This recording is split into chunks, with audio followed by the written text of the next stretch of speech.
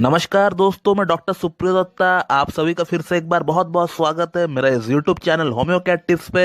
दोस्तों, आज हम लोग एक बहुत ही इंपॉर्टेंट दवा के बारे में बात करेंगे और ये दवा खास तौर से पुरुषों में यूज की जाने वाली एक बेहतरीन दवा है, जो कि पुरुषों में सेक्स संबंधित जो समस्याएं देखने को मिलता है वो सारी की सारी कंडीशन में इस दवा का बिल्कुल यूज किया जाना चाहिए। जिस दवा का नाम है सिलेनियम और उसका पूरा नाम है सिलेनियम मेटालिकम। लेकिन जैसे कि आप शायद जानते ही होंगे कि हर होम्योपैथिक मेडिसिन का कुछ सिम्टम्स होता है, कुछ लक्षण होता है और उसी सिम्टम्स के आधार पर ही इन दवाओं को प्रेस्क्राइब किया जाता है एक मरीज को। तो उसी सिम्टम्स के बारे में आज डिस्कस करेंगे। लेकिन उससे पहले आप सभी से निवेदन है कि अगर आप लोगों को मेरा वीडियो अच्छी लगती है तो एक लाइक जरूर कर दीजिएगा और साथ ही साथ मेरे चैनल को सब्सक्राइब कर दीजिएगा और बेल आइकन को दबाना बिल्कुल भी ना भूले। दोस्तों सिलेनियम जो दवा है ये एक एलिमेंट है और ये वो एलिमेंट है जिस एलिमेंट के बारे में हम लोगों ने बचपन में पीरियोडिक टेबल में पढ़ा है। उसी को पोटेंटाइज करके डायनामाइजेशन करके ये दवा बनाई जाती है और इस दवा का सबसे अच्छा असर मेल जेनाइटो यूरिनरी ऑर्गन पर पड़ते हुए देखा गया है। सेक्स रिलेटेड प्रॉब्लम हो या स्पर्मेटोरिया हो या फिर प्रोस्टेट से जुड़ी अगर कोई प्रॉब्लम हो,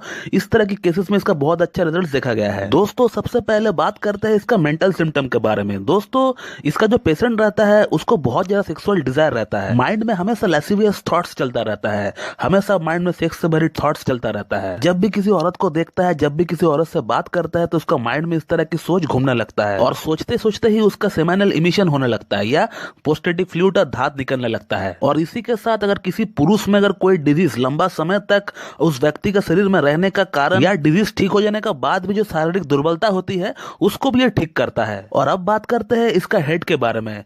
दोस्तों, इसका जो बाल है वो झड़ने लगता है। सिर्फ सिर का बाल झड़ता है ऐसा नहीं, बल्कि शरीर में जहां जहां बाल है वो हर जगह का बाल झड़ता रहता है। सिर का बाल, चेस्ट रीजन का बाल, एब्डोमेन रीजन का बाल, आर्मपिट्स का बाल, इवन कि इसका आईब्रोस और आईलैशेस जो है वो भी झड़ने लगता है। इसीलिए सिलेनियम एलोपेशिया या एलोपेशिया एरेटा का भी एक बहुत ही अच्छी दवा है।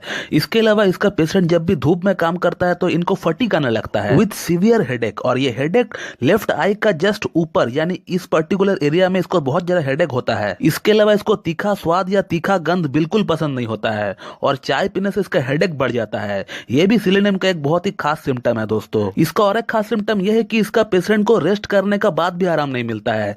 जैसे कि स्टेफिसिग्रा का पेशेंट है या फिर कैलाइडियम का पेशेंट है, इन लोगों को रेस्ट करने से आराम मिलता है, सोने से इन लोगों को रिफ्रेशमेंट मिलता है। लेकिन सिलेनियम का पेशेंट का इतना ज्यादा वीकनेस रहता है कि ये सोकर उठने का बाद भी वैसा का वैसा ही फील करता है, इसको थोड़ा भी रिलीफ नहीं मिलता है। दोस्तों, इसके अलावा इन लोगों का गले की अगर बात करें तो इन लोगों को सूखी खांसी का शिकायत होता है और ये हॉकिंग करने पर एकदम व्हाइट कलर का म्यूकस निकलता है। ये दवा सिंगर के लिए भी बहुत ज्यादा यूजफुल होती है। जो लोग अपने गले का बहुत ज्यादा यूज करता है और एक्सेसिव यूज का कारण गले में एक होर्सनेस सी अगर आ गई है तो फिर उस कंडीशन में सिलेनियम को बिल्कुल यूज करना चाहिए। दोस्तों, इसके अलावा इसका अगर स्टमक की बात करें तो इसको खाना खाने के बाद पल्पिटेशन होता है, पूरा बॉडी में ट्रिमर होने लगता है। इसको ऐसा फील होता है कि इसका हार्ट बीट जो है ये बढ़ गया है खाना खाने का बाद। इसी के साथ इसको शराब का लत बहुत ज्यादा रहता है, शराब पीना इसको बहुत ज्यादा पसंद रहता है। लेकिन ये स्मोकिंग नहीं करता है, स्मोकिंग करने से इसका प्रॉब्लम बढ़ जाता है। स्मोकिंग करने से इसको या तो खांसी आने लगता है या फिर इसको हिचकियां आने लगता है। और अब अगर इसका एब्डोमेन की बात करें तो इसको कॉन्स्टिपेशन का बहुत ज्यादा शिकायत रहता है। एकदम लार्ज हार्ड स्टूल होता है,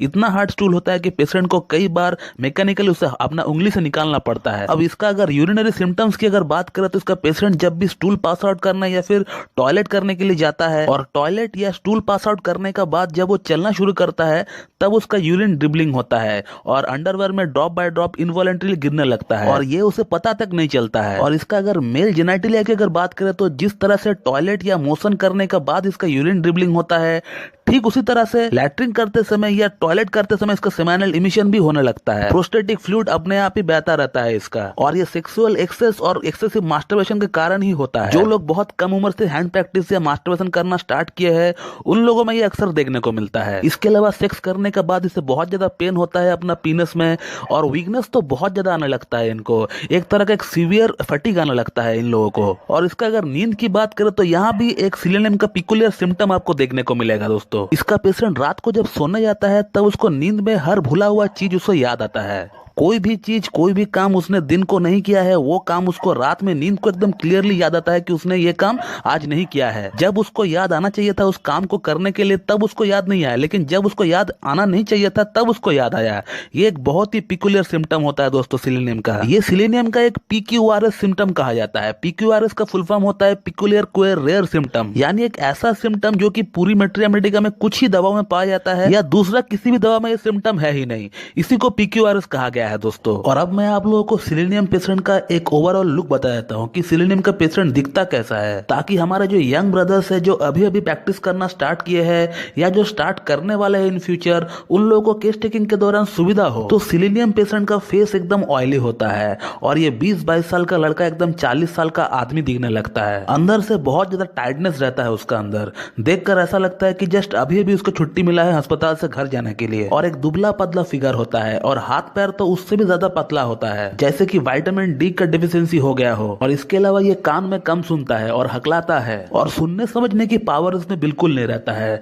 यहाँ तक अपना प्रॉब्लम को डॉक्टर को बताने के लिए भी इसको अपने दिमाग पर बहुत ज्यादा जोर लगाना पड़ता है। तो इससे आप एक आइडिया जरूर लगा सकते हैं। और उसके बाद आप सिम्टम्स लीजिए और उस सिम्टम्स को आप रूब्रिक में जरूर कन्वर्ट करें। जो भी रेपर्टरी आप फॉलो करते हैं आप फॉलो करें और उसके बाद ही आप जो है प्रिस्क्रिप्शन बनाइए दोस्तों। और अब अगर इसका मोडालिटीज की अगर बात करें तो धूप की गर्मी से, सेक्सुअल इंटरकोर्स से, सेमेनल फ्लूइड की लॉस से और एक्सट्रीमिटीज से इसका प्रॉब्लम बढ़ जाता है, चाहे वो मेंटल हो या फिर फिजिकल हो। और कोल्ड ड्रिंक पीने से, कोल्ड वाटर पीने से और ठंडी जगह जाने से इनका प्रॉब्लम में कमी आता है। तो दोस्तों अगर आप में इस तरह का सिम्टम्स अपना ऊपर होता हुआ दिख रहा है तो फिर दोस्तों आप जो है सिलेनियम 200 का 1 या फिर 2 डोज आप बिल्कुल ले सकते हैं। और फिर आप कुछ दिन वेट कीजिए, दवा को अपना काम करने दीजिए। अगर आपका दवा सही है तो आप में बिल्कुल इंप्रूवमेंट देखने को मिलेगा दोस्तों। और अगर इनकेस अगर आपको रिजल्ट नहीं मिलता है तो फिर घबराने का कोई जरूरत नहीं है।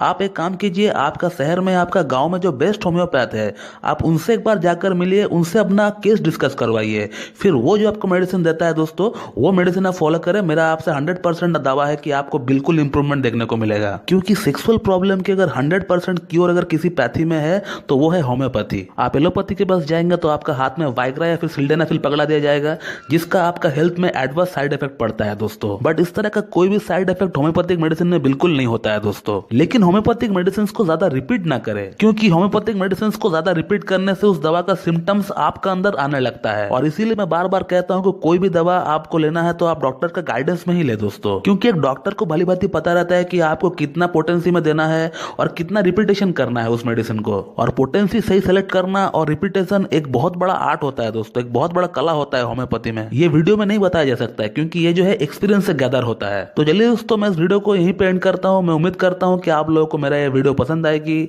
और मेरा वीडियो जो है आप लोगों के लिए लाभकारी साबित होगी। और इसी तरह मुझसे जुड़े रहने के लिए मेरा YouTube channel homeo care tips को लाइक करें, शेयर कर, सब्सक्राइब करें और बेल आइकन को दबाना बिल्कुल भी ना भूलें दोस्तों। और अगर इस टॉपिक से रिलेटेड आपको मुझसे और कोई जानकारी चाहिए तो फिर आप मुझसे भी कांटेक्ट कर सकते हो। मैं मेरा व्हाट्सएप नंबर और ईमेल आईडी दोनों वीडियो को डिस्क्रिप्शन बॉक्स में दे दूंगा। So thank you very much and have a good day.